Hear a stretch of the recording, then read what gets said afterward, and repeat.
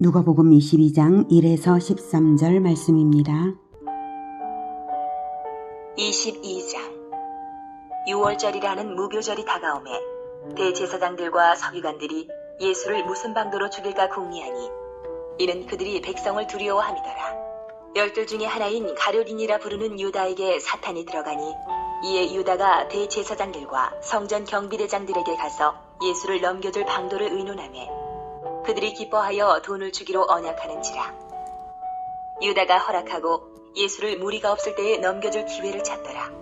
유월절 양을 잡을 무교절 날이 이른지라. 예수께서 베드로와 요한을 보내시며 이르시되 가서 우리를 위하여 유월절을 준비하여 우리로 먹게 하라. 여짜오되 어디서 준비하기를 원하시나이까? 이르시되 보라, 너희가 성내로 들어가면 물 한 동이를 가지고 가는 사람을 만나리니 그가 들어가는 집으로 따라 들어가서 그 집 주인에게 이르되 선생님이 내게 하는 말씀이 내가 내 제자들과 함께 유월절을 먹을 객실이 어디 있느냐 하시더라 하라. 그리하면 그가 자리를 마련한 큰 다락방을 보이리니 거기서 준비하라 하시니 그들이 나가 그 하신 말씀대로 만나 유월절을 준비하니라. 사랑하는 형제 여러분, 5월 31일 월요일 저녁 묵상에 오신 것을 환영합니다. 누가복음 21장은 공생의 마지막 화요일 행적이었습니다. 누가복음 20장 7절부터는 목요일 행적입니다. 수요일 행적은 정확하게는 알 수 없고요. 7절부터가 목요일 행적입니다. 요한복음에 나온 헬라인 몇 명의 방문을 받으시고서 기도를 하셨을 때에 하늘의 음성이 들린 사건이 있었는데요. 아마도 그것이 수요일 행적이라고 생각이 됩니다. 일주일간의 고난주간의 행적은 우리가 지금까지 쭉 보아온 것처럼 일요일에 예루살렘 입성, 화요일에 성전 정화를 하시고 화요일에 몇 가지 진리 논쟁과 성전 파괴, 종말 예언이 있었죠. 그리고 수요일은 이렇게 요한복음에 나와 있는 것이고요. 1절 유월절이라 하는 무교절이 다가오매 대제사장들과 서기관들이 예수를 무슨 방도로 죽일까 궁리하니 이는 그들이 백성을 두려워함이더라. 네, 오늘 본문의 1절에서 6절까지의 내용이 어쩌면 수요일에 이루어진 사건일 수도 있습니다만 예수님의 행적은 아니니까 어느 요일이었든지 관계없는데요. 다만 대제사장들과 서기관들의 계획과는 달리 유월절에 죽음을 당하시게 된 것이 유다의 배반 때문이었다라고 하는 것을 그 사건의 흐름을 보여주고 있는 것입니다. 대제사장들은 백성을 두려워했기 때문에 유월절을 피해서 다른 날에 죽이려고 했었습니다. 3절 열둘 중에 하나인 가룟인이라 부르는 유다에게 사탄이 들어가니 이에 유다가 대제사장들과 성전 경비대장들에게 가서 예수를 넘겨줄 방도를 의논하며 그들이 기뻐하여 돈을 주기로 언약하는지라. 유다가 허락하고 예수를 무리가 없을 때에 넘겨줄 기회를 찾더라. 그들의 의논은 무리가 없을 때에 넘겨주는 데에 초점이 있습니다. 예수님은 언제나 무리가 애워쌌기 때문에 체포할 기회가 없었습니다. 무리가 없는 밤에 체포하려면 거처를 알아야 하는데 예수님은 일정한 거처가 없으셨고요. 밤은 또 요즘처럼 조명이 있는 시대가 아니라서 예수의 얼굴을 잘 아는 사람이 지목을 주어야만 즉 배반자가 있어야만 성전 경비대가 체포할 수 있는 것입니다. 측근의 배반자가 있어야 되는 것이죠.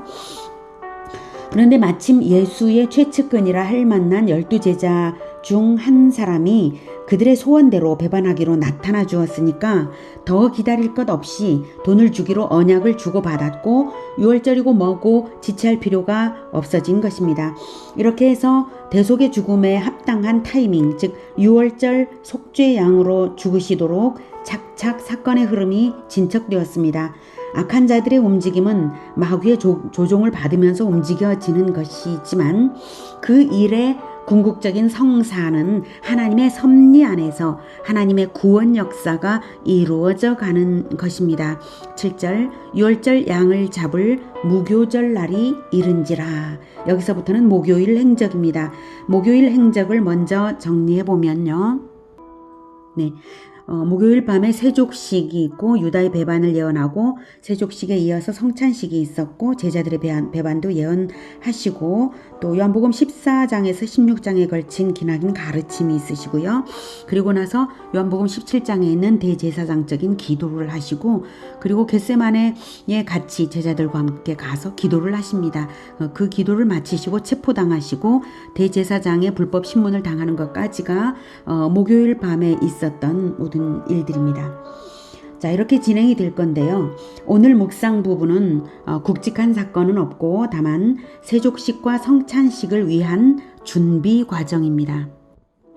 8, 9절 예수께서 베드로와 요한을 보내시며 이르시되 가서 우리를 위하여 유월절을 준비하여 우리로 먹게 하라. 여짜오되 어디서 준비하기를 원하시나이까? 유월절 양을 잡는 날은 목요일 오후 3시에서 6시 사이입니다. 6시 이후는 그 다음 날로 넘어가는 시각으로 치기 때문에 유대인들은 저녁 6시부터 날짜가 바뀌는 거예요. 그렇기 때문에 6시까지가 유월절 양 잡는 날입니다. 그래서 예수님은 다음 날 오후 3시에 돌아가실 것을 알고 계십니다. 그러므로 유월절 만찬을 하루 전에 먹기로 하신 것입니다. 혹시 모르시는 분을 위하여 유월절의 의미를 말씀드리고 갈게요. 유월절은 너물유, 너물월을 써서 넘어감을 의미합니다. 출애굽 때에 애굽의 마지막 재앙이 장자 죽음의 재앙이었는데요. 애굽의 모든 집은 장자가 죽고 가축의 첫 새끼들이 다 죽는 재앙이었습니다. 그런데 이스라엘은 그 재앙을 당하지 않을 표식을 가졌기 때문에 재앙이 넘어갔습니다. 그 표식은 그리스도의 죽음을 예표하는 어린 양의 피를 대문에 바르고 어린 양의 고기를 그날 밤에 가족이 먹으면서 집안에 머무른 것입니다. 그리고 이것을 유월절 기념으로 영원히 기념하라라고 하나님이 명하셨죠. 그래서 그 약속을 믿고 기념한 자들은 장자의 죽음을 당하지 않은 것이에요. 그리스도의 죽음을 예표한다는 것은 여호와 하나님과 이스라엘이 언약의 피로 맺어진 관계라는 뜻이고 그 언약의 피는 그리스도의 피입니다. 액면 그대로 양 한 마리 가지고 사람의 구원이 이루어지는 것은 아니잖아요. 그 언약을 믿는다는 표시죠. 그 언약을 믿는다는 표시로 바로 어린 양의 피로 바른 것입니다. 이스라엘은 1500년 후에 출생할 그리스도의 피를 소급해서 믿음으로 구원의 은혜를 얻은 것이죠. 그러면 유월절 만찬을 유월절 정한 시각이 아니어도 되는가 하는 의문이 남죠. 예수님은 유월절 만찬을 하루 전에 먹으면서 이 성찬식으로 제정하시고 나서 그 다음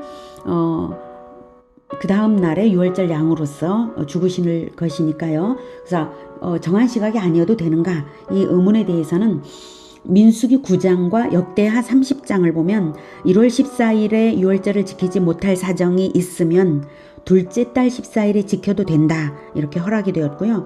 그렇게 시행된 사례가 있습니다. 민수기 9장에서는 시체를 접촉한 사람들의 경우에 그렇게 허락했고요. 역대하 30장에서는 히스기야 왕이 대대적인 신앙개혁을 일으키며 신앙을 회복시키면서 대대적으로 그렇게 하느라 그렇게 된 것입니다. 다만 의도적으로 지키지 않는 것은 허락이 되지 않고 그런 의도적으로 안 지킨 사람은 공동체에서 끊어진다라고 말씀을 하셨습니다. 즉 사정이 있으면 날짜를 달리해서라도 지키는 것은 허락이 된다는 것이고 유월절은 그러므로 절대적으로 지켜야 한다는 원칙을 확인시켜 주신 것입니다. 유월절이 왜 구원을 위해 절대적인가? 다시 말하면 그리스도의 피가 뿌려지는 것이 구원의 결정력이고 그것을 믿는다는 것을 나타내는 기념이 유월절이기 때문입니다. 십자가의 보혈이 언약의 피이고 언약의 피가 죄인의 영혼에 뿌려져야 하나님이 언약 백성으로 인정해서 구원하시는 것입니다. 유월절은 반드시 지켜져야 하는데 날짜는 달리해도 된다는 것이죠. 그래서 예수님은 다음날 영원한 유월절 양의 실체로서 죽으실 것이므로 하루 전인 오늘 유월절 음식을 준비하라고 지시하신 것입니다. 이 유월절 음식이 바로 성찬식으로 새로이 제정될 것입니다. 우리는 유월절 음식을 먹지 않고 성찬식을 기념하죠. 그것이 바로 구약시대 이스라엘의 유월절과 동일한 것입니다. 10절부터 이르시되 보라 너희가 성내로 들어가면 물 한 동이를 가지고 가는 사람을 만나리니 그가 들어가는 집으로 따라 들어가서 그 집 주인에게 이르되 선생님이 내게 하는 말씀이 내가 내 제자들과 함께 유월절을 먹을 객실이 어디 있느냐 하시더라 하라. 그리하면 그가 자리를 마련한 큰 다락방을 보이리니 거기서 준비하라 하시니 그들이 나가 그 하신 말씀대로 만나 유월절을 준비하니라.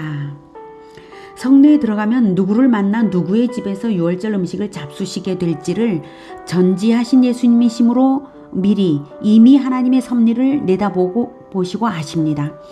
그래서 정확하게 명하신 것이고요. 그것은 이미 준비되어 있도록 하나님이 일하신 것입니다. 구체적인 것은 우리가 알 수 없지만요. 이때를 제외하고는 예수님 쪽에서 먼저 누구의 집을 거처로 내놓으라고 명하시거나 음식을 제공하라고 명하신 일이 없으십니다. 예수님은 머리 둘 데가 없다고 하셨고 자원하여 공급하는 공궤를 받으실지언정 자원하지 않는 자들에게 자기를 죄인들에게 의탁하지를 않으시는 분이십니다. 초막절 기간에도 감람산에서 쉬셨죠. 전도훈련을 보낼 때도 제자들에게 누군가가 영접하는 집에서 머무르며 축복하라고 하셨지 영접하지 않는 마을과 집은 신발의 먼지까지 털어버리라고 하셨습니다.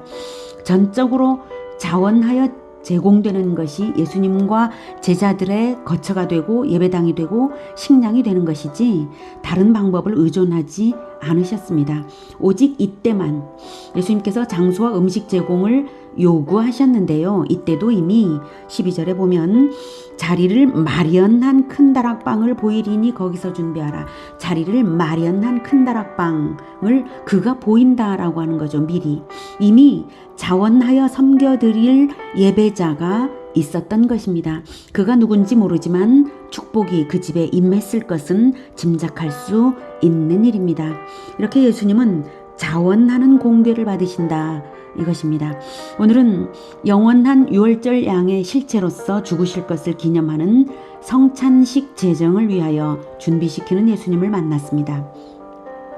예수 공동체에 장소와 음식 제공을 섬기기 위해 준비된 사람이 있는가 하면 3년 동안 함께 다니던 가룟 유다는 돈을 위해 배반을 준비했습니다. 우리가 어떤 사람이 되어야 마땅합니까? 돈을 내는 사람이 되어야 하겠습니까? 돈을 위해 배반하는 사람이 되어야 하겠습니까? 당연히 언제든지 주님의 공동체가 필요로 할 때 나에게 있는 것이라면 없는 것은 낼 수 없죠. 그러나 나에게 있는 것이라면 내어드릴 준비가 되는 그 마음을 우리가 가져야 하지 않겠습니까? 우리가 그 마음을 가지고 복받는 기회를 놓치지 않는 그리고 그 기회를 알아볼 줄 아는 그러한 눈이 있고 또한 그 기회를 놓치지 않는 우리가 되기를 축복합니다. 기도하겠습니다. 하나님, 우리는 우리 것을 너무 아끼는 마음을 가졌습니다. 우리를 용서해 주시옵소서. 절약하는 것이 작은 미덕일지라도 그러나 주님을 위하여 큰 것이라도 내놓을 수 있는 그 기회를 볼 줄 아는 마음은 훨씬 더 큰 미덕이고 축복의 기회라는 것을 우리가 알게 하여 주시옵소서. 우리가 또한 그런 마음을 가지겠습니다. 우리가 주님과 주님의 공동체를 위하여 예수제자 공동체를 위하여 기꺼이 그리고 뜨거운 마음으로 늘 준비되어서 내가 가진 장소와 내가 가진 재물과 음식을 내어드리는 우리 모두가 되게 주님 도와 주시옵소서. 예수 그리스도 이름으로 기도드립니다. 아멘. 이어지는 시간은 개인 기도 시간입니다.